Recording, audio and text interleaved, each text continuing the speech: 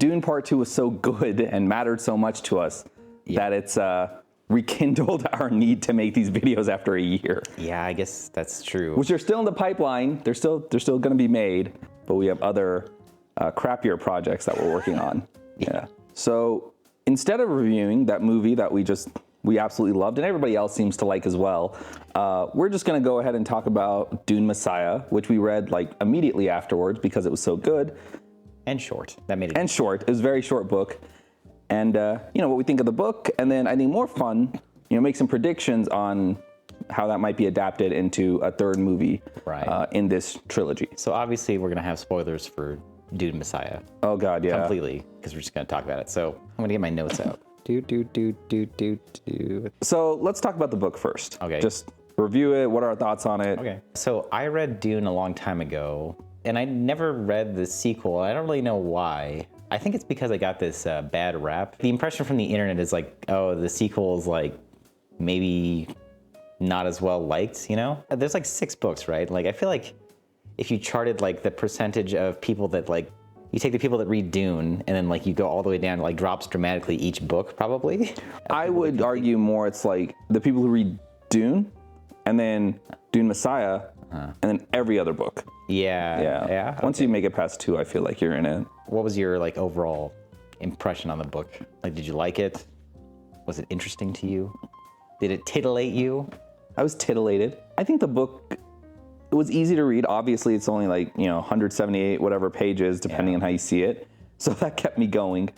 And yeah, somehow, I'm actually surprised that it was interesting enough for me to finish like in one sitting, basically. Yeah.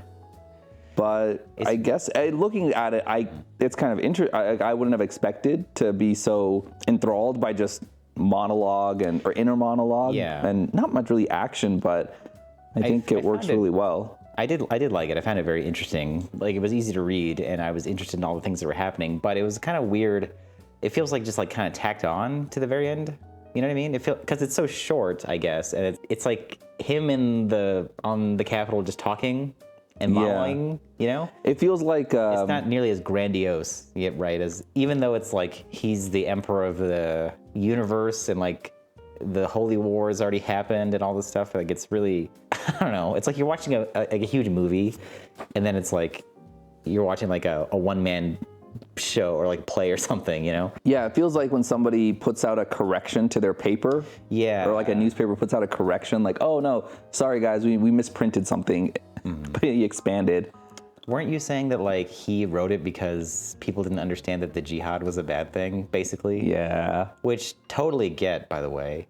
Of course. I mean, even this even the second Dune movie, which, I feel like it was more overt with that message, which is probably a good thing. But even with that message being more prominent in the second part of the movie, which is, hey, this is not necessarily a good thing, most people still came out of that like, yeah, we'll get in those spaceships and fight for you. Yeah, it's I wanted to convert to whatever religion that is. Fremini. Obviously. Yeah, I understand why he felt the need to make this book. Yeah, it's just like, it's like immediate, you know what I mean? It's like immediately hits you with the, hey, this was like a bad thing, and it's like immediately like, oh, this is like a tragedy.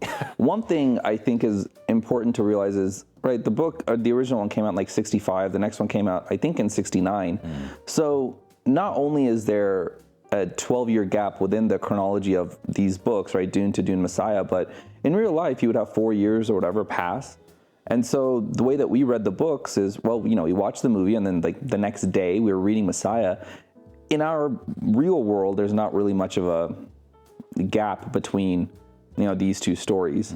So I feel like it's more of a quick turn than if you had waited, and maybe in your head you're thinking, oh, okay, no, time has passed, and it makes more sort of sense. Yeah, it's kind of, I don't know if it's weird, but it's interesting that like it skips the whole jihad of like 12 years, which is like, the defining moment, I guess. It's the reason why everything's bad and he's trying to like escape it. It kind of just like says, that happened. Okay, that happened. This great catastrophe happened, and now we're just dealing with it. Yeah. I think coming from Dune, I haven't read Dune in a while, so you might not even, they say it, but like you might not realize that like, you finish Dune, you're like, wow, that was good. And then like genocide happens for a decade. And then you go back and you're like, what? Yeah. You did what? Yeah. I mean, even Dune itself was relatively self-contained, right? Like you're on this planet instead of seeing the whole universe. But in this book, you know, they don't show the genocide, but they do show you like snippets of what it means or like the aftermath, and you can kind of, you know, piece together in your head like, oh, this is not good or that was bad. So important plot points that are in the book, that I got at least. So Hate, who is Duncan Idaho, spoilers, reanimated as the Gola comes to Paul, and there's a conspiracy up front. The Fremen people, you know, have people within themselves turning against Paul. You know, someone betrays Paul. Paul knowingly goes blind. Chani has 2 kids and dies. Paul chooses exile, and there's like an Alia and Hate romance. Yeah. So those are sort of the big plot points that to the integral, you know, that are kind of integral to the main story. Yeah. Did you discuss the plotting conspiracy? Yeah. Yeah, there's a conspiracy afoot. Uh-huh. Yeah. Okay, yeah. So that's, you know, that's the big stuff. And so I kind of started sort of top down for what I think would matter, adapting Messiah, adapting. Onto the screen. Okay. And so I put here what themes matter, and I put inevitability, losing control, and then sort of a theocracy versus governing, you know, in different ways. And he says constitution specifically. And, you know, him like sacrificing himself, sacrificing others, and kind of making that decision, living with it. I feel like the good thing is those things are set up in Dune Part 2. So that's the thing. You can tell, I think, that he was planning on 3 movies. Because, like I said, with the Dune book, like it kind of feels like some people might get jarred. Like if you go from Dune to Dune Messiah, like, oh, that kind of came out of nowhere. I wasn't expecting that. Yeah. Maybe, like the stuff is there if you look for it, but I feel like a lot of people, it kind of comes out of nowhere. The tone shifts dramatically. Shifts, yeah. But I feel like with Dune Part 2, because they knew where they were going, they kind of put some seeds in there to kind of help transition it over. What? That was removing the product placement that we had. We're not going to get paid now. Here's where I would have seen issues with adapting this into a movie. So Paul, right, he learns sort of how to remove himself from the situation. You know, he can see all the futures. He has this gift of prescience, but it, you know, kind of consumes him, but he kind of sees a way out, right? And he finds a way out of these, like, out of this cycle. That's his thing. And then Irulan seems to kind of come to peace with not having kids with Paul. So she has a little change, Sure. right? Going from someone who's So where are you going? plotting against him, just like the characters, like what happens to them. Yeah. But then Chani, right, in the book, no change. Like her character has no change. So Chani is like the biggest problem, obviously, because the thing is, like, with Dune Messiah, it's 12 years later, they're very much together. They have, well, that's like a central plot point, you know, is them trying to have kids and whatever. There's no issue between them at all. Like they're totally happy or whatever, you know? Yeah. And then Dune Part 2 ends, like the very last scene is like Chani upset, right? The issue, I don't know how they're gonna make that transition. I figured from seeing kind of what Villeneuve said about making Chani this way specifically to prove a point, I think I would assume there's not much of an issue with time skip happening and then her and Paul just being together. And do you find that satisfying though? It doesn't seem, I find that to be a big problem in adapting it over to going to Messiah, because they end on like a pretty significant, like they're apart now, you know? Yeah, but look, like because you got to have this significant moment in this one, you have to lose that significant moment. You know, you have to lose some significance in the next one. This is the trade-off you had.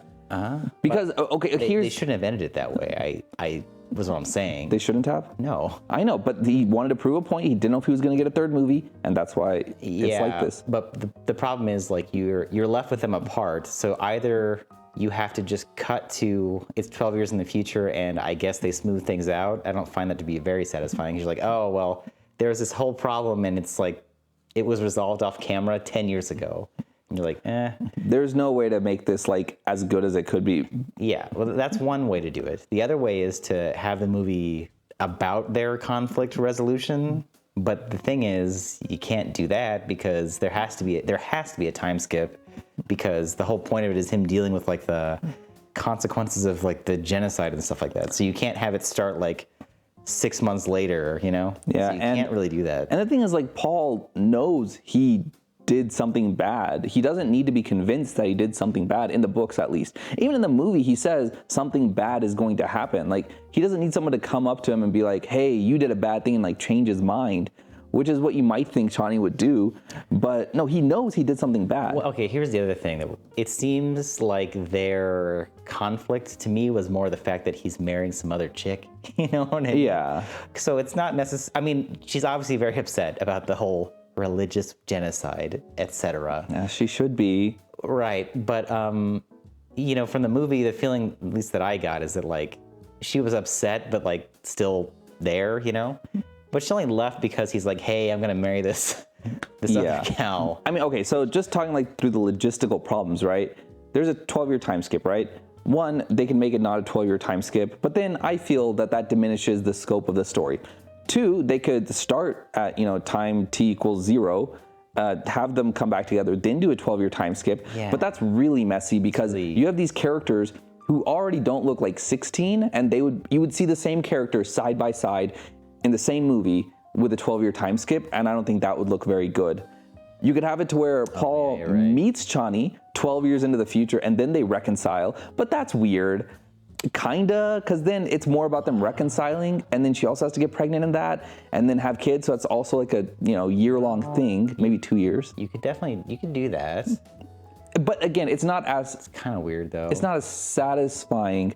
But regardless, in any of those scenarios, I feel like they'll be like bonded together by Paul being sad that he did all this and saying, I knew this would happen. I'm so sad. I want to stop this. I want to end this. And her being supportive of his desire to find a way out. I mean, that's going to be what like bonds them together. That's okay. So you can either cut to them and they're together and it's fine, and you go more like just follow Dune Messiah, and it's a little bit not satisfying with their relationship the way it ended, but you could do that.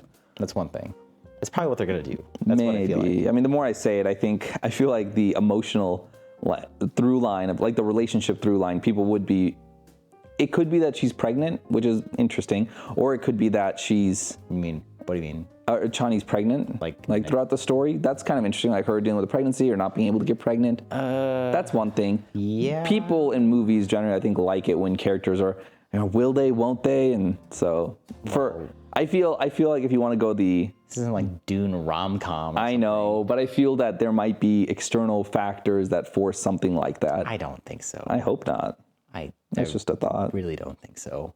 The problem with the time skip also is you have Duncan Idaho, the Gola, okay, and Alia getting together romantically. So Anya Taylor-Joy, I don't know how old she is. Jason Momoa, a little bit older. Add a 12-year time skip to Jason Momoa, and he'd be even older. It's preferable, no? What do you mean? Well, then having a 30-year-old and a 2-year-old, it's better. No. I'm saying like she's gonna be like, let's say 18. It doesn't really matter. I know, but they don't look so far off. No, I know. This is just a dotting the T's and crossing the I's thing. Mm-hmm. But they can like de-age Duncan, and then just say, hey, they need to do that. When they revived him, he was the same age as he was. Well, that's back what there. happened. That's the. Oh, okay, that's it. I mean, he didn't get older. They like had his corpse and they just like reanimated it like at that moment. I see. And then just another small thing. You probably don't make him a mentat because. Okay, so we're gonna talk about Duncan Idaho. I think the worry that everyone has, and I feel kind of bad, but it's like, hey, Duncan Idaho has to do a lot more acting in Dune Messiah. Can Jason Momoa do it? I feel like that's gonna be I think he can. I think he can. The character really is pretty like stoic, and like it's not like the character in the book is like really has a lot of emotional range or. That's that Zen Sunni philosophy. Yeah. So like honestly, you could do it in a way. It's almost done this way already, where he's just kind of very stoic and just says like I don't know, quotes Sun Tzu and Confucius every now and then, stuff like that. Exactly. And is charming a little bit because he's ripped as shit. Sure. Well, he was so like bombastic, I guess, in the first one that it's very easy to make it's kind of jarring. Yeah, but to like, make it's good, Yeah, to make what is it? You definitely don't make him. I mean, you can make him a mentat, but they're not gonna like. No one's gonna know what that is. No one's gonna be able. able. From the movies, people don't really understand what that is exactly, but it's fine, really. It doesn't really It doesn't really Yeah, matter in the it's plot, just- I don't think. You could boil all this down to like cavemen and like a a cast of a total of 2,000 population tell the same story. But I'm just saying, like, as you whittle away elements of the world building, it becomes a smaller story. Unfortunately, which I'm not saying it's don't do it. I'm just saying it's. I don't it's feel sad. his mentatness was really a prominent feature. No, I mean they consulted him Yeah. in the book for things. You know what I liked about the book, just one random aside, is that like how when they brought the Gola and it's like Duncan, Idaho, I feel like in a dumber book or movie or whatever, you would expect Paul to be like overcome with like emotion, like, oh my God, it's Duncan, Idaho, like, and not realize the obvious trap, but he does immediately. Yeah. It's very nice because he's like, this is a problem. And he asks Duncan, he's like, are you here to trap me, bro? And he's like, yeah. Yeah. You should probably get rid of me. And he's like, well, I won't, but thanks. Yeah, hilarious. Also, they changed his name. They called him Hate, H-A-Y-T. So Yeah, you can't do that. can't do that. You can't do that. You call it Height or something, but that's stupid too. So you I just call it. think even changing his name, I mean, it's a character thing because he himself doesn't feel like he is Duncan, Idaho, right? So Yeah. you can change it to something else, but well, I think you just have to pronounce it differently. yeah, Height maybe. It sounds dumb to call him Hate. Yeah. Irulan. So Irulan in the book is part of the conspiracy. So Irulan in the book is like pretty like not that strong of a character. No. I think they're definitely gonna change that. Right. It's a famous actress, and then also, the sci-fi miniseries Yeah. did a good little job of putting Irulan's sister Wensicia in that role of co-conspirator. Dude, yeah, I didn't know Which- she had a sister. That was pretty smart because then that leads into children if you want to do that. Yeah, I don't think they're gonna do that. No, I don't think so.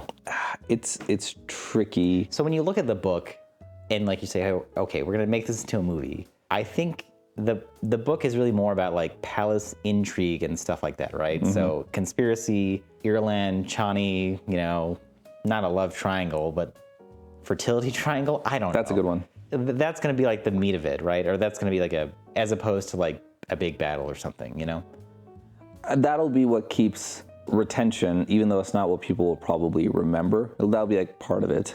Dune Messiah does not have the same mass appeal as Dune. It just I understand, but that's what I'm saying. Like adapting this inherent. to a book, you have to make compromises.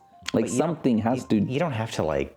You can't take Pride and Prejudice and be like, well, we got to put a battle in here. It's like you're adapting what you're adapting. And like Villeneuve and this whole thing is not the kind of thing where it's like, we got to jazz this up for the masses. I don't get that feel. So, Irulan, I say she's not part of the conspiracy. no? No. Dude, what? In the movie, she seems so like even tempered. Like she's You barely see her. right, but the things she says to the Emperor, to the Reverend Mother, to about Fade Rotha, like she's a reasonable person, Yeah. right? So she's Would it not be reasonable to plot the demise of a genocidal guy who overthrew your father? Like, from Dune 2, like, she can go to any. She really did not have a strong, like, sense of what exactly she's about. You know what I mean? I mean, like, a Yeah. little bit. The characterization. as I sit here, I've changed my mind. Okay. I think there's enough time for her to actually make that change to like going from conspiratorial to helping Paul or being on his side. I feel like if you take her off of the antagonist side, it weakens it greatly. You know what I mean? right, you're Because you've right. got this like triangle, and if like all three of them are on the same side, it's not good. It's much better if you have that antagonism or something, tension. And also, it's like a major departure from the book, which he's not really about. Irulan basically in the book very kind of dumb, kind of incompetent. Maybe Where in the movie they make it a point to say like she's one of her best students. she seems competent, so I don't think they're gonna do that. And she's also it's kind of weird because like Messiah. Okay, both Chani and Irulan in the book are like kind of like they don't really offer much. In the movie, they're set up to be much stronger character, which I think is better, obviously. That's kind of where you get to like, well, how much of their own stuff are they gonna do? What else you got? Jessica, so she's just not in Messiah. Jessica's not in it, yeah. But the actor, like she's such a big part in the movies. I feel like she'll leave maybe halfway in Messiah to be like, we have to go to Caladan to like figure things out. Yeah, it's gonna be interesting. I don't know. Yeah, because again, some of this has to do with what are they going to do about Children of Dune? Are they going to do it? I don't think they're gonna do it. Right, but some of this feeds into that. Like, do you even want to hint at the possibility? Not because you're going to do it, but just to, like, help If it were me, fans. I would say no. But like Jessica, I think because you have so many characters in this palace intrigue, it might just work out for her and Gurney to go to Caladan, and maybe take care of some Well, in the book, they're other gone. business. Like, Right. They don't show up at all. Right. I think, I don't know. It'd be kind of weird because she was a pretty big character. Yeah, it would be. You could show them. I mean, they took away Thufir Hawat, You show them on Caladan, but it's not really the same. like looking up at the stars. I guess when you lay it all, it makes sense if there's intrigue in the palace for her to be involved, right? That's like her. But then you're adding stuff to the book really that didn't are. exist. So I don't know. It's like, how much are you going to add? How much are you going to change? He doesn't seem to want to change much. Yeah.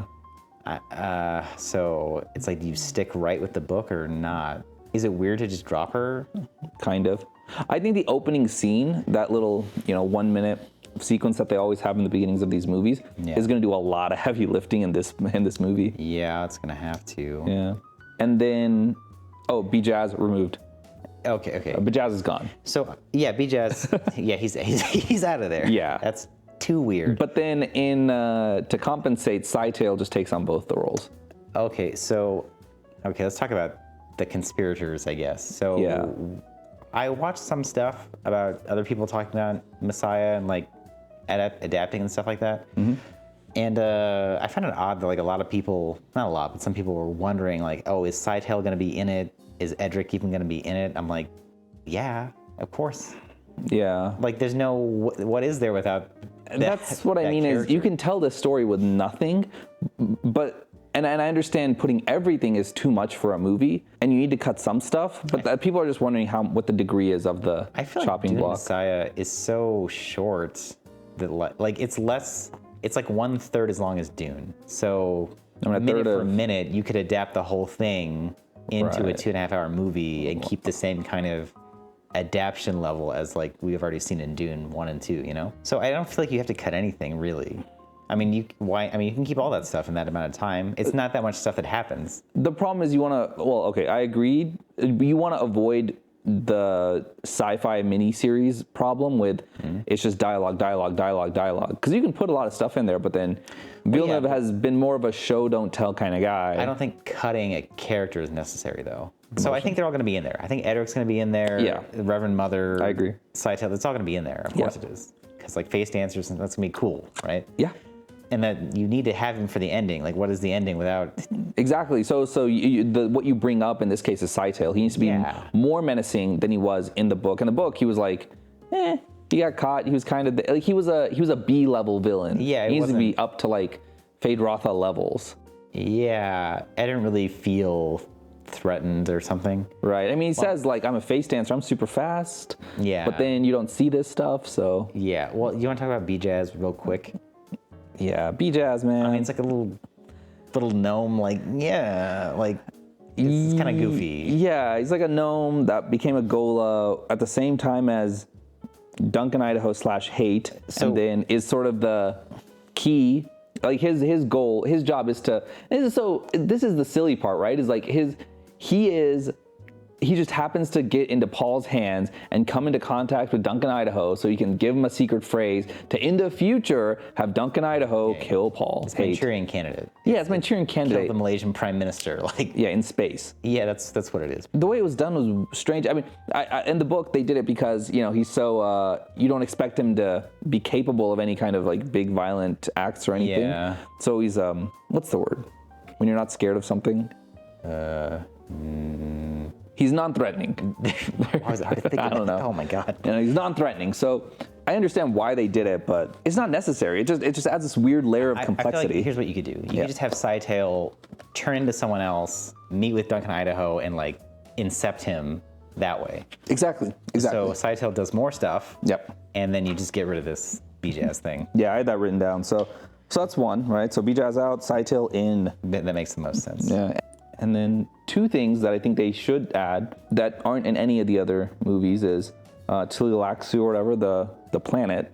and the people, and then Chom are like the guild navigators. Yeah, they definitely shouldn't say the word chom. No. It sounds so bad. And everything it evokes, I don't know, it feels very out of place to me. Yeah, it feels very 80s. Like you call it the Spacing Guild, I get it, but Guild. you're like Chom, this corporate entity with like shares and stuff. It's like, yeah, it feels very. It feels like those 80s acronyms. Very money never sleeps. Yeah. Yeah, and also, yeah, it sounds dumb. I mean, honestly, like, Yeah. give me your Chom shares. Yeah. This movie, the second one, introduced enough new concepts to where I think they can introduce a couple more. They can introduce a few more and a few more characters, you know. Oh, yeah, that's certainly. So I'm hoping they can put that in. And then new concepts that they could introduce. So face dancers. Yeah. So that's one thing. Gola. Navigators. So Yeah, how it's navigators. actually done. You know, this is one last chance to actually show it on screen. Give me one. Give me one.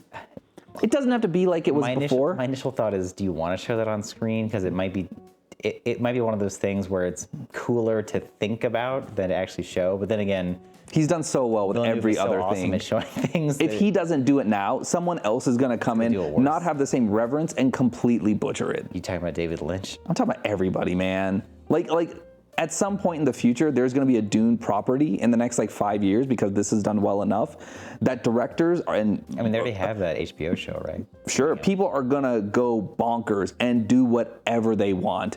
Like they're going to have zero, there's going to be like, you know, maybe not the next thing, but 2 things after that, zero respect. Once they run this franchise into the ground, like those last like few things you see, I'm not very hopeful. I mean, I don't care about those things really. Right, so I'm saying like, why not? Like now that you have the chance to show it once can before show you it, leave yeah. the franchise. You know, I feel like you're right. I mean, if you're going to show the Navigators, the Spacing Guild, and how important they are, makes sense to show the navigating. Yeah, just one. How do you think it looks? I just imagine they get high as shit and like they get so high that they can see like the No, it'll be space-time continuum and like, I mean, that's what they do, right? They Sure. take so much spice. No, it'll be some combination of like Cerebro and you know the some quasi-human features, and So the Navigator looks weird. they're not gonna. No. You could. We have better CGI. Cut to the sci-fi one and then the Lynch one. They both look weird. Yes. And then if you read the description in the book, I'm like, I get how you got there, but there's probably a better way to do this. no, we're in the year 2024. It is CGI is so much better. I know, but the design I'm not itself, a fish man floating in a gas tank, it's a little weird. It doesn't have to be a fish man. No. You just It says dude. it's a fish man. It says that whatever. You know he was going for. You take artistic liberty and you just think to yourself, okay, let's pretend that they breeded for these specific traits in this many generations. What do we think is possible? Like you take the most logical scientific I approach. imagine it's like you were saying earlier, like it's mostly gas. Yeah. Like it's mostly just orange gas. You don't really see him too much. Yeah. Like No, maybe- you just do a rival special effects and like a little cylinder with a dude just like floating around in there, just like breathing in spice. Yeah, I mean, Seems like a fun life. very easy to get wrong, I think. But he's he been can fine. obviously do it. So So I want to see it. I don't care if he gets it a little wrong. I want to see it. And then Stone Burners, which I have no idea what that's supposed to be. it's a nuke for some reason. Right, but Othym's son or Otheym, the guy, whatever that kid with the no eyes. yeah. It was a stone burner. That was a little weird. It's like this. Is that what it's supposed to do? Is just burn your eyes? Yeah, I don't know. I mean, not really. It's like a bomb or something. I don't know why it affects your eyes so much. I guess it just like heats the rock to where it melts, and then that creates such bright light that it blinds people. Yeah. That's really going to need to be figured out. I think so. I don't think yeah. it matters. Just say it's a big bomb and it burns your eyes. It's pretty. It's not so hard to come to terms with. No, but the way it's shown on screen has to be better than just a bomb. Like you remember in the first movie, the way that, they destroyed those ships, it wasn't just bombs going to those ships. They had that little force shield that they went through, right? Everything looked different. Well, I'm not worried about that. I mean, I'm not worried about it. I'm just saying he needs they'll to make it look cool. Yeah. They need to probably introduce the concept, which they will with They will. Otheym's child, yeah. Yeah. Was it Otheym or Farok? Which one who's the I don't know. I don't think it was Otheym. It was the other guy's kid. Farok's kid? Someone's kid. Oh man, we're bad people. I mean, it's not like the guy didn't. His name was not important. He didn't do much. Yeah. He had a kid who was mad. He got face danced. And then just to put this in here, things to change from the miniseries.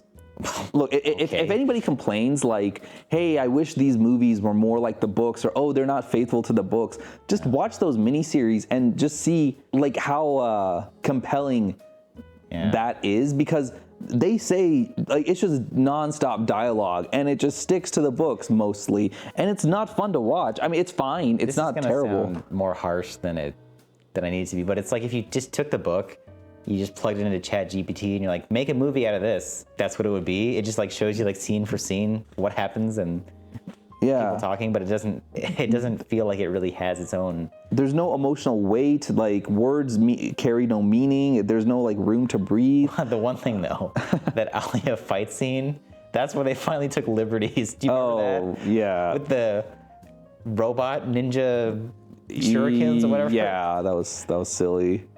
I mean, they did do some things correct, I think. Yeah, like that.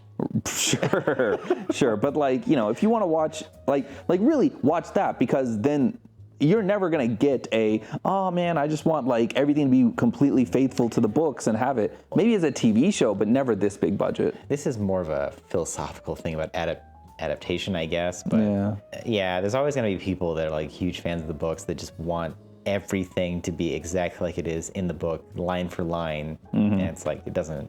That's not how that works. It's not going to work. You just read the book, you know? Yeah, exactly.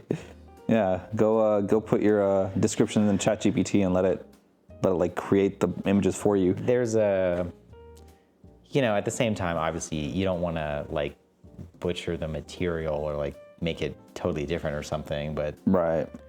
Anyway, Villeneuve's been I feel like he's been very good about it. Yes. I see complaints, and they're rare. I think most people do like this regardless, right? Most people read the book, didn't read the book. Most people like it. But the complaints I see, I saw a complaint once. It was someone. The movie? Yeah, someone was complaining about the movie that he was too focused on the visuals, and he didn't focus on the other parts of the movie. And they compared him to like, I'm not gonna name it, but like other directors and movies where I just nearly like spat out whatever I was drinking. Just whatever. I say that to say, yeah, some people don't know what they're talking about. The spectacle might be us too. The spectacle is like, well, one, it's awesome. It's not like Transformers like nonsense. It's the first Transformers was pretty good in terms of that, because it was it was the first time. Whatever, go on. What the hell did you just say? The first Transformers in 2008. You want to just ruin all credibility that we might have had as. You don't remember watching that first movie? Yeah, I was like 15 or something. No, you were like 19 years old, and that's the first time that CGI looked that good. Like Iron Man, Transformers, when those movies first came out, mind-blowing. They very quickly lost their appeal, and the writing went even worse and worse and worse. What I'm trying to say is... Whatever, yeah. The spectacle informs like the message. It all like goes together with the themes. It's not just like, look at this big thing. Right. It's like, hey, this is like... in service of... a religious experience. Right. Be awed by the power of God, not like Autobots transform or whatever. You know what I mean? 2008 was different. That's fine. And so, yes. So one thing that I really want to see more focus on is an emphasis on like religion.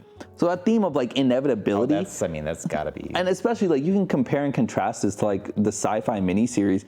You have all this intrigue and everything, and intellectually you understand that Paul says things like, oh, I can't just easily get out of this situation.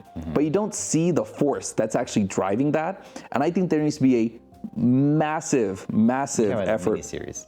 Yeah, so in this there needs to be a massive effort, even the book to an extent, right. to show just the momentum of the religious fervor. And He's it very needs much to be trapped. He doesn't want to do this he doesn't want to do this at all. And he's very much caught up in the wave of his own deification. And he wants to get out of it and he can't. Yeah. And that's like the pressure on him to like find a way out. He can't just be like, hey, I'm out.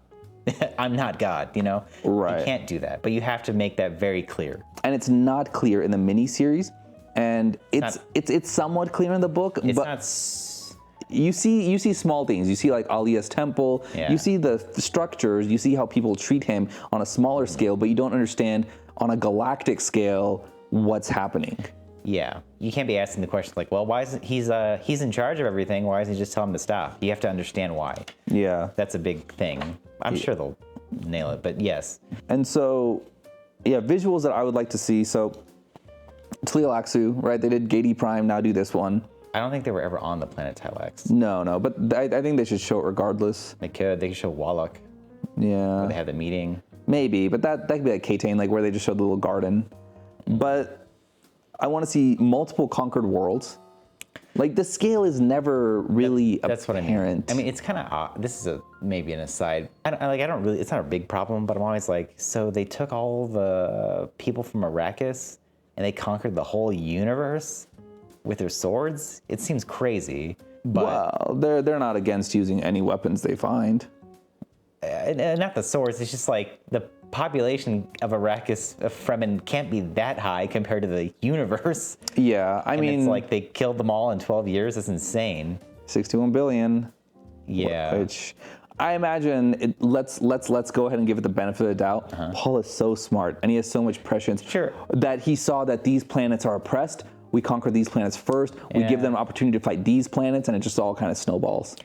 Yeah, I mean, again, it's not like a big sticking point for me. Right. I feel like there's like this thing about Dune, like about how hard peoples or hard lives generate like awesome fighters. Yeah. And that's like their superpower, and that's enough to like conquer the universe. It's just like growing up in crazy adverse conditions. Because I don't know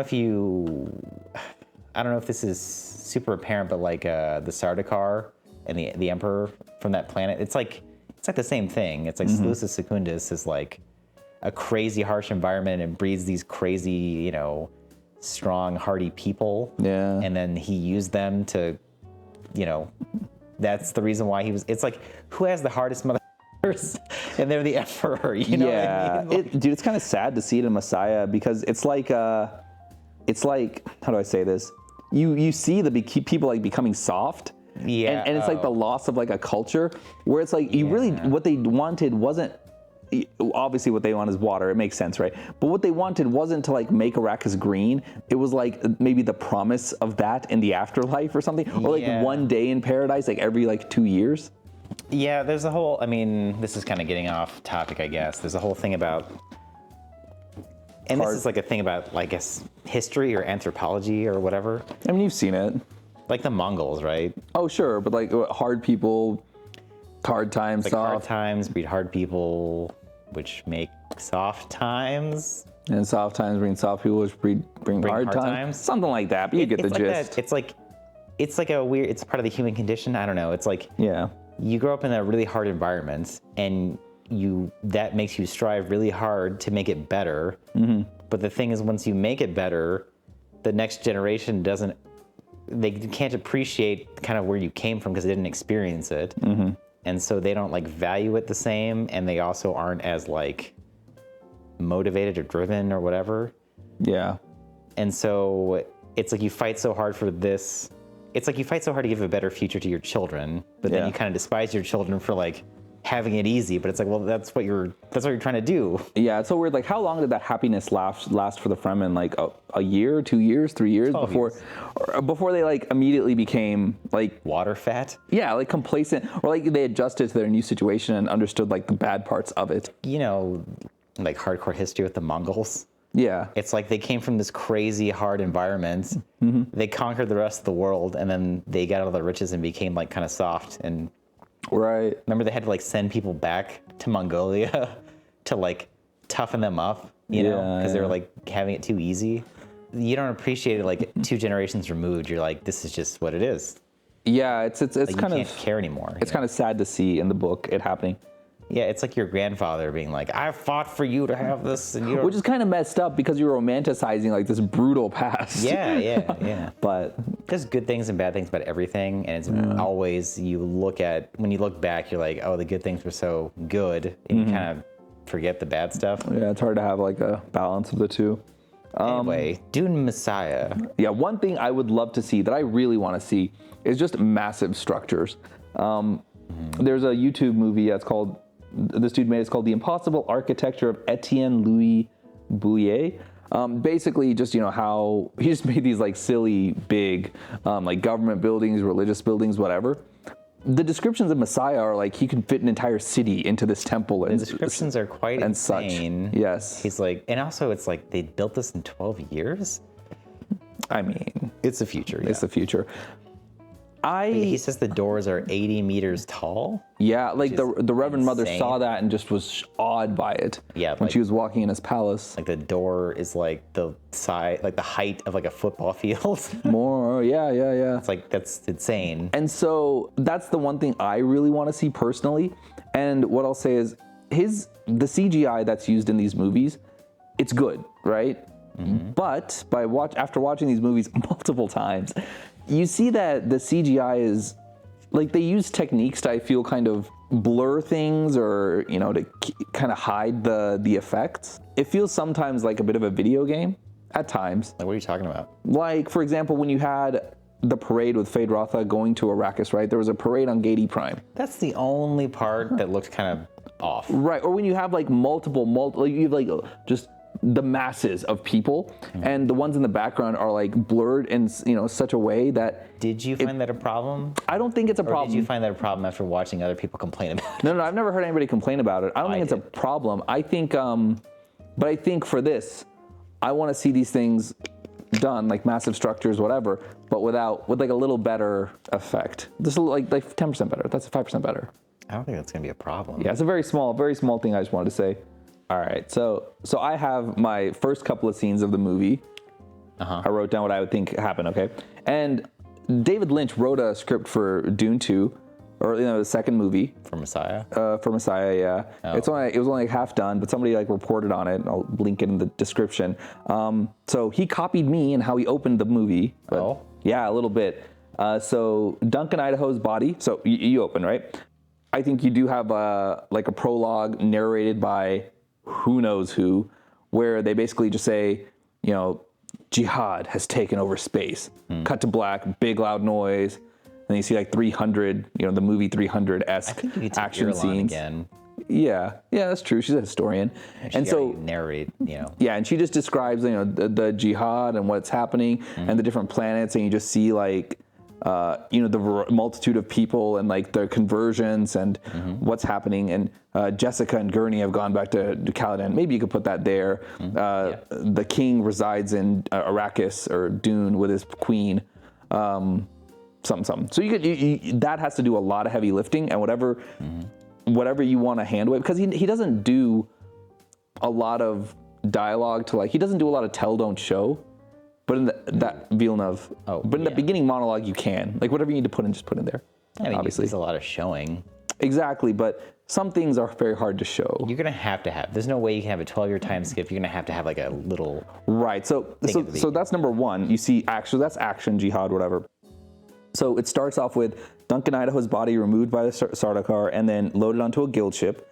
You see the navigator, so that can just be the guild navigator Edric. Right, so you see him right there, and then you see him... he knows what he has, and you see him like do the navigating. All right, and then next you go to Tleilaxu, like the city, and you see Duncan Idaho. The reveal of him like coming back to life. It can be like a slow process where the music builds up and whatever, and then the background. What I thought of. Maybe cut to this. Have you seen that Daft Punk music video where like they're taking those blue people and turning them into like American rock stars? You know what I'm talking about? I don't remember, but yeah, I've seen it, but I don't remember. That's how I imagine the gullification process is. I'll show you later. All right. And so, maybe as this is happening, you have Scytale talking in the background, explaining the plot to, you don't know to who, but it's just words. And he's like, his love will be the seeds of his own destruction or some random stuff, right? So you have montage, explanation, jihad, Duncan Idaho's body being retrieved, being gullified. And Scytale talking in the background. And a navigating thing. And then you just cut to the conspiracy. Yeah, so from this, the navigator takes it, you see the navigator navigating, and then you see the body kind of, you don't know what you're seeing at first, but, whatever machinations they have. And then slowly you see Duncan Idaho being revived, and then you have Scytale talking, and then you go from that, it was to like the face reveal, then you skip to like Scytale continuing to talk, and you see that he's speaking with Edric, the Reverend Mother, and Irulan in the corner, and then they just kind of make their little plans, and then from there they'll say something. They'll discuss their plots. Height is, and then they'll say like Height is like, or Duncan Idaho's Plan A, and then Plan B is going to be Scytale with the stone burner or something. He doesn't say that outright, but he says like this will be one of our ways to get him. Yeah. And then from that, they say something about Paul, like, can he hear us? Like, no, my presence here clouds his visions. And then you go back to Paul. And then you go to Paul, and then maybe you have him and Irulan like discussing something, and you're like, oh my God, they got married and everything. And then they go to like separate bed chambers, and then Chani's there waiting. And then they discuss something, and then you're like, oh, something. And then you go to the next scene. Yeah. And then the next time you see Chani and Paul, you realize they're both in it together to try to see how he can get out of this. Yeah. So that's my thought. And then you could probably just follow the rest of it pretty tightly. Yeah. Okay, here's another thing. How much are they going to do with the prescience? Yeah, they haven't shown like how good his abilities are. So maybe what you can do is... I think what you can do is maybe in that scene where they go to Paul in like scene 3 of my screenplay, they can just show him, at like a round table with people feeding him information like, these people have moved here, sorry, what should we do? And he's like, they won't do this, they'll do this, do this. It's a little hard to understand, and even the book kind of grapples with or tries to explain it a lot. Is like, how does prescience work? And he's almost trapped by knowing the future, Well, not the future, but the many versions of the future that exist. Yeah, but he like knows what's gonna happen, so it's like he's experiencing the now and the then and the future all at the same time. And so he's kind of like locked in a way. Yeah, they haven't done a great job of showing that, but they haven't had to, really. I don't think they really can maybe they can, but I think it's more what they can show is him feeling like he's careening towards a future that he doesn't want. Yeah, they can certainly do that. That's easier to maybe show. The explanations of it were interesting. Like, how he talks about, because people are like, hey, you can see the future, like, how do you have any problems? Yeah. And it's like, I think, is it in this book where he's like, well, it's like, I can see, but there's a difference between like, I'm in a valley. Yeah, Alia was talking to Stilgar when they felt that they were losing Stilgar because he saw them kind of weak, like they have weaknesses. And Alia tells him, hey, you're like standing in a valley, and I can see above the crest, but even for me, there are mountains in the distance, and I can't see past those. So that was a very good, very nice to me, is it like, I always thought of it as like the past, right? Like you remember the past, but like the farther back you go, it's like, you can't remember like perfectly everything. Memory is a construct, fam. Yeah. I imagine that like it's like remembering the future, and like the farther out you go, like the more hazy it is. Ooh, that's fun. That's a nice way to say it. You know what I mean? Because like you can remember like you were 10, but like you might have to be like, okay, what year was it? How old was I? What was I doing? You can't remember what you ate every day for like... Right. What's funny is, by the way, just like a tangent, you don't really remember what was going on at 10. You remember like when you were 14 years old, you knew what you were at 10, and then you solidified those memories by like telling yourself a story. And then what you're remembering is your 18-year-old recalling of that 14-year-old's version of their 10-year-old self. Yes, yeah. That's sort of fun. So that's what I mean, like the future, it's like, even if you did know it, you'd know it in that kind of way. And so like the farther out you are, like the harder it is to really pin down. Yeah. But anyway, they're going to have to do it with the no eyes thing, which is awesome in the book. Dude, there's so many parallels with the Matrix. Yeah? Oh, well. Well, number one, okay, you have Chani and Trinity. Okay. Right, bringing back the one with their kiss or whatever. That's kind of one thing. Yeah. And then you have Cypher, who like, I guess is like Farok or whatever after this. I mean, it's not the same because it's very different. But then you have Neo, who I think goes blind, right, in the third one or whatever. Blind, so then he can still see. So that's very funny. I feel like that's a very common religious motif, I guess. Yeah. Because it's like, when your sight is everything. Right? I can't see, but I can see. Here's my like really quick little breakdown. 3 acts. So Act 1, Jihad is unstoppable. Paul, Chani, Irulan, love triangle established. Fertility triangle. Some Fremen are mad, are plotting. Then you have, so then you have a Scytale meeting with Farok, I think it was Farok, right? Otheym and Farok, one of them with the Fremen. And a good scene in the book was when he described going and seeing the sea. And everything. So I think, action scene number 1 is the him of jihad. Flashback. Action scene number 2 is the flashback of this guy.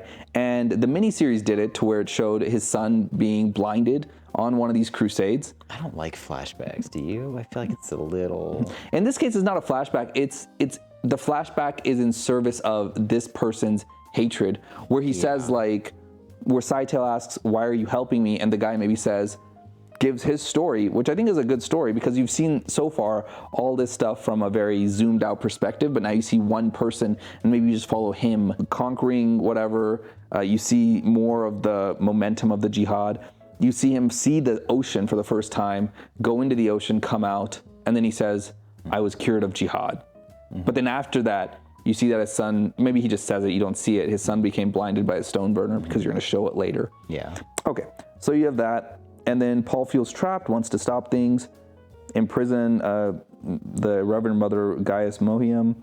Scytale comes to Paul as Lichna, stone burner blind. Paul accepts consequences of choices. Duncan Idaho interrogates Scytale. Scytale triggers him and then ends up freeing him. That happens, then Paul accepts his consequence of choices. They go to the middle of the desert, then Duncan Idaho's back, Scytale comes in, he's defeated, then exile. Sure. I think the thing that you're missing that is the great unknown is what's Chani gonna do? She does nothing in the book. It's and that's hard. definitely not gonna be the case. In the book, she doesn't do anything. She just says she's just basically very supportive of Paul, but that's it. Yeah, I don't see how Chani plays like a central role in the plot. I mean, she's still there.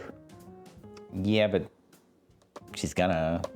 I mean, that's what I mean. Like, she's going to have a much bigger role, I would imagine, and then you have the whole thing with their relationship, which they made a point in part 2, so they're gonna have to explore it in some form or fashion. So that's gonna be there. Yeah, if it's not there, it's gonna be weird. Look, they're kind of in a corner, right? Chani is a character who, before this movie starts, has said, "No, I don't like the fact that you're trying to be a messiah. I don't like this love triangle business. I am a strong, independent person.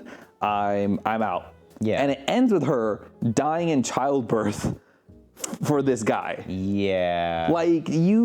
This is not gonna be perfect. Not everybody is not gonna be happy with this. Yeah. Either you change the ending, you change what she was as a character, or you it's messy. Okay, it's not ideal. They're not going to change the ending. I mean, I would be shocked. They change the ending. What do you have left? Is the? They're not going to change the ending. Maybe. I mean, no, they're not. So that's locked. Okay, that's locked. Yeah. Stone cold lock of the century. Of the week. Yeah. Anyway, yeah, that's locked in there. So how do you get to there? That's the thing. It's very hard because, like you said, yeah, in part 2 she's super anti everything about this. Yeah. So she's mad at Paul for obvious reasons. He's gonna marry some other lady, and then also she's super mad about the whole religious thing, co-opting of her entire peoples and whatnot. So yeah, it's weird to have the time skip and you just kind of gloss over all that and oh, it's fine, right? And you don't see any of it. That's a little weird. But then you also can't show it, like I said, because you have to have a time skip, because you have to have the whole setup is that they've already conquered the whole galaxy, right? So you have to have a time skip. So either you gloss it over with the time skip and you have a little bit of residual conflict or something, but it's mostly, I guess, resolved, or you have it where she comes back after 12 years and that's a little weird too. Exactly. And I mean, look, there's some nuclear option of they just start the third movie a year after this one.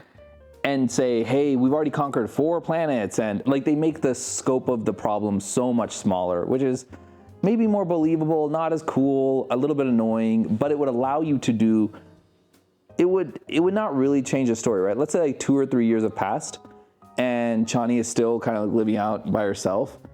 And it's only 2 or 3 years, you still have had whatever.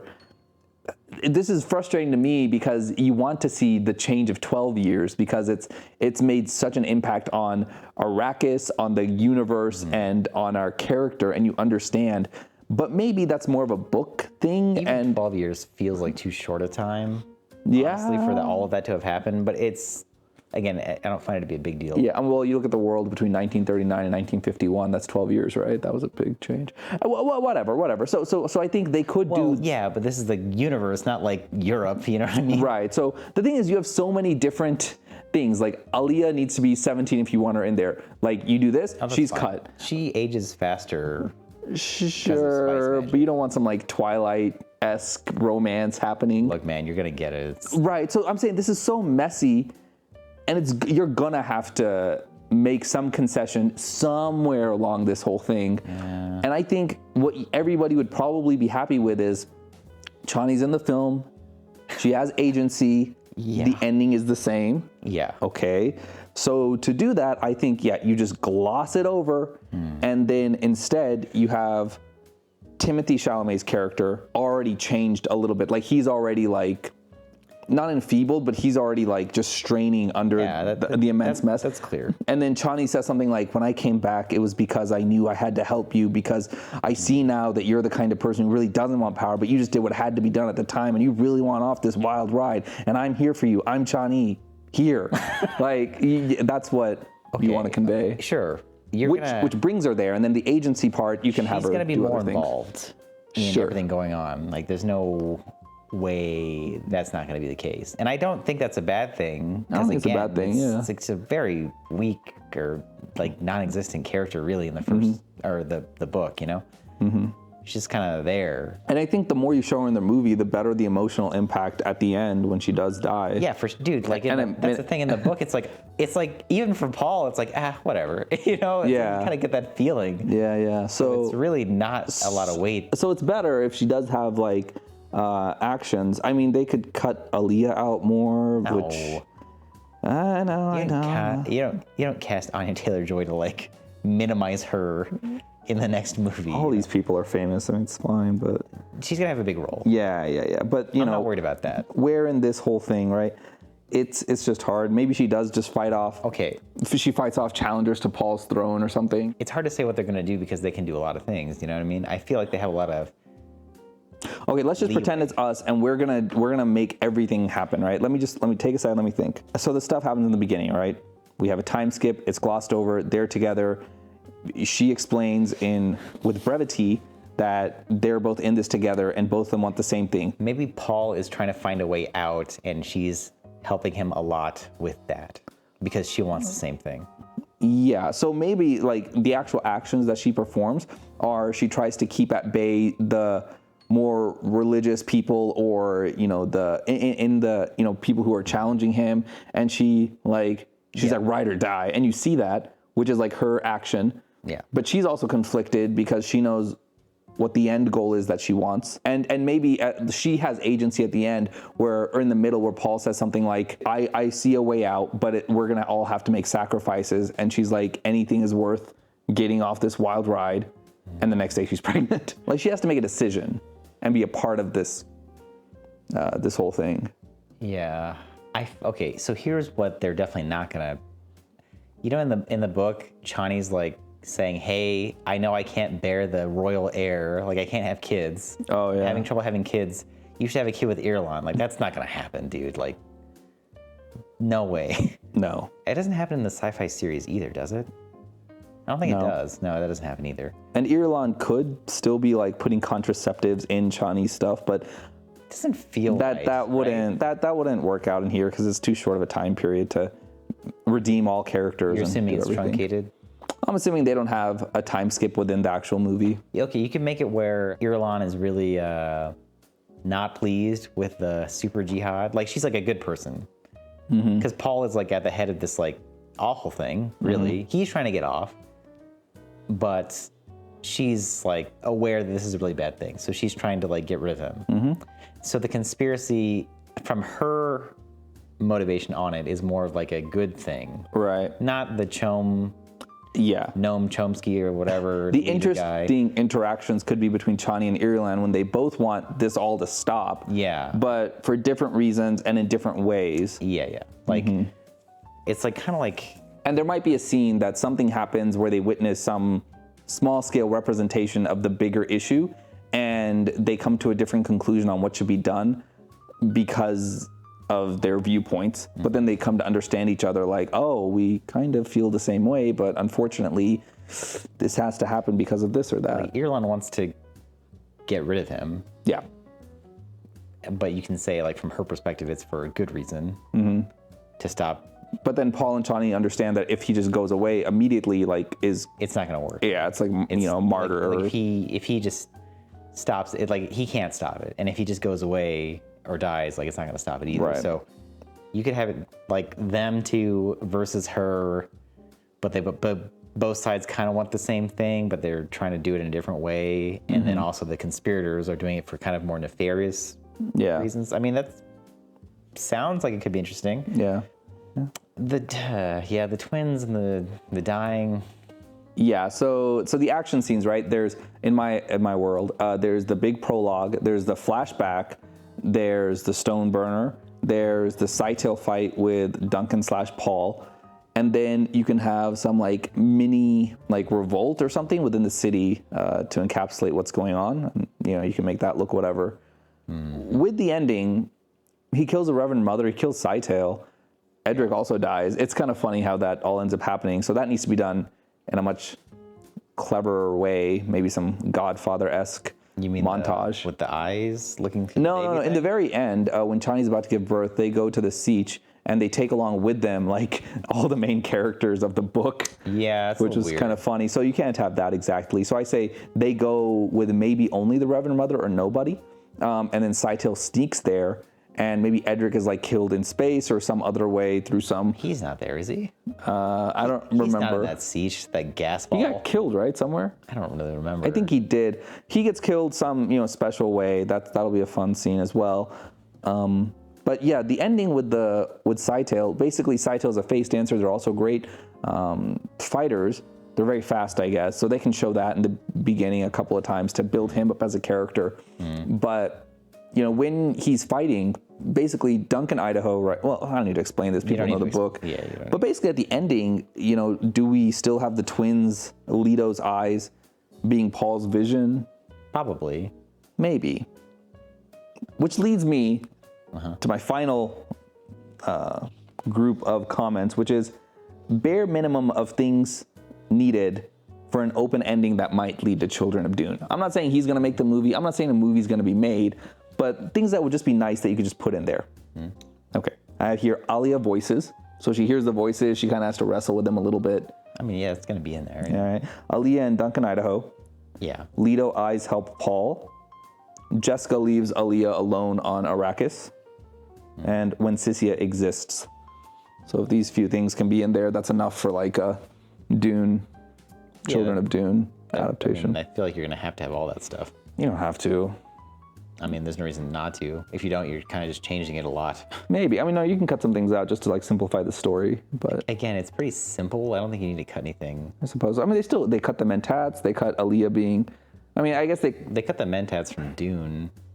I don't know. People keep saying that, like, oh, they didn't talk about the Mentat. I'm like, the Mentats aren't. Yeah, they don't actually. They're not that important much. like in the story at all. Like, I get that it's like a cool, but it's really more of like a lore thing. Their mentatting doesn't really impact the story in any way. Yeah, and they can still show them on screen without. And they did. Mentioning them. Yeah, They did. exactly. It's like 1,800 billion, Solaris. Did they explain in the movie that computers aren't like really a thing? There might have been a line. I think they really did. And again, it doesn't really matter. You kind of just can feel it. I'm like, again, if you want all the stuff, just read the Encyclopedia of Dune. There is one. Yeah. Read the book. So, I don't know. Do you have any other thoughts on what you want to see, what you're like really looking forward to them putting in there? I'm just really curious how they're going to do it. Truthfully, the biggest, the Chani thing, like how they're going to handle that is the biggest question mark for me. And potentially the biggest area to like make it go wrong if it's not done well, or upsetting if it like they really go off from the book. Or maybe improve upon it by giving her character more agency. Oh, I think that would be definitely an improvement. Yes. But I mean, making it fit in the story and the constraints that they've provided Which for I certainly have themselves. faith that they'll do it because he knocked these 2 movies out of the park, in my opinion. What's the worst Villeneuve movie that you've seen? the worst one that I've If you seen? had to pick one. That's actually hard. I don't know. Yeah, I don't know either. The worst. None of them are. I mean, they're all great. I mean, this is all Ensemble on, so only like 2011 on, but I don't know. It's hard to say. It's hard to use that word because like they're all so good. they're not bad. They're all None of them are different. bad in any way. I guess the one that it's like the one that you like the least is just going to be because that whatever it was about didn't like really appeal to you as much. So like all the sci-fi stuff is like at the top, like Dune, Blade Runner, Arrival. That's just because I like that stuff. Ensemble probably at the bottom because holy shit, I'm not watching that again. Oh my god, that was was one hard. of those movies where it's like you can't watch that more than once. It's like Grave of the Fireflies or something. Yeah. You're like, I'm not going through this. Sicario's like the next level down from that level of brutality. Yes, Sicario's like awesome. Prisoners, Enemy. All right, Prisoners. Now that's really good. I like It is really, well, they're all really good, man, but maybe Prisoners and Ensemble are the I don't know. ones I wouldn't watch again, but I'd watch Prisoners not again. necessarily the worst.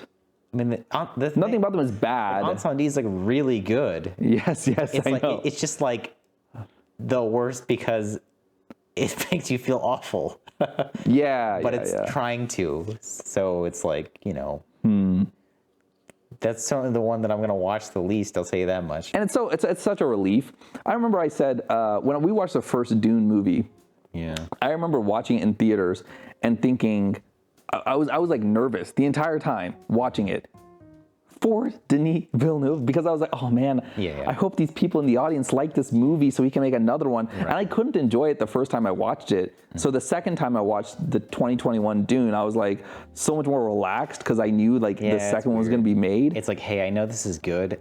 What I'm worried about is everyone else going to recognize that it's good? So it's funny because now we're in a position where I think it's basically a done deal for the third one, I think. I mean, like, the reception for part 2 is like insanely good. Yeah, it's better than the first one. And so, now it's kind of like a free hand or whatever you might say. Yeah, this one, like, even if everyone doesn't like it, I don't care. like, but if it's actually I'll like good, it. like, I don't care. Yeah.